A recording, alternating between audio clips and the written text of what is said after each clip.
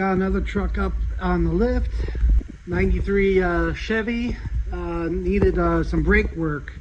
So this one is kind of interesting. So after getting the wheels off, the piece here that the brake pad goes against pretty much ripped out of the backing plate. So the brake pad came down, master cylinder piece just pretty much blew right out. So that's all brake fluid. So you can see how it pulled one rivet out and the other one was about to be pulled out. So that's the problem with this. This piece pretty much just the stopper just coming out of the brake, the back plate. Normally it's like this. You got these two rivets, holds it in place right here, and the brake pads go against it, one side and the other, and there's a spring here. And then everything's just lined up for the master cylinder. Thinking about maybe putting like 2 nuts and bolts in it, like through it, see if I could fix it. Otherwise I gotta get a whole nother back plate. Overall, the truck is good, you know. It's really not rusted at all. Surface rust for being a Pennsylvania truck, you know.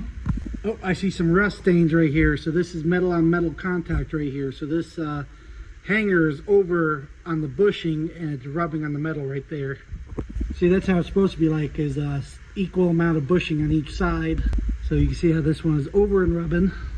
We need some resurfacing on the brake rotors, but otherwise that's just all minor stuff. It's all pretty good.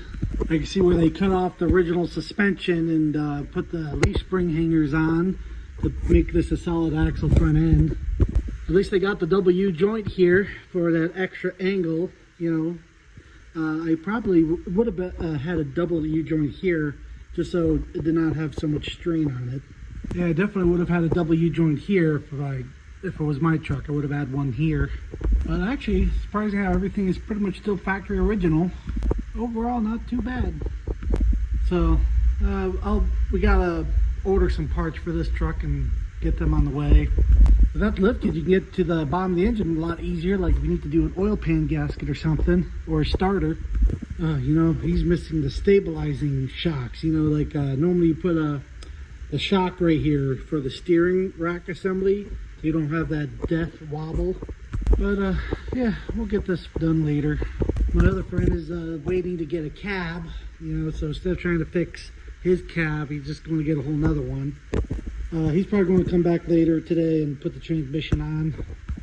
And once this truck is done, I got the camshaft sensor piece to change on this, because it seems like nobody wants to buy this truck unless the check engine light is out.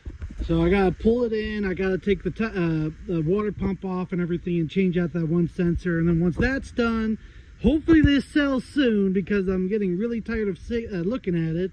I just want to get it sold so I can pay bills off. The next project will be pulling the drivetrain out of this truck, or at least just pulling the cab off of it and the utility box. Of course, I still got the lathe to put in the shop still. Once all that is done, then I gotta tackle packing kits on my backhoe. But a lot of this stuff is on hold because I don't got the money. You know, I was hoping to sell the Chevy so I could get some money to fix things and pay things off. Like this needs all new packing kits on the whole backhoe assembly. You can see it just leaks just sitting here.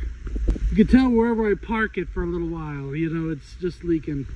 So each cylinder packing kit needs to be done. And that needs a few hoses. And then I got, of course, a huge mountain of yard work and stuff to do still.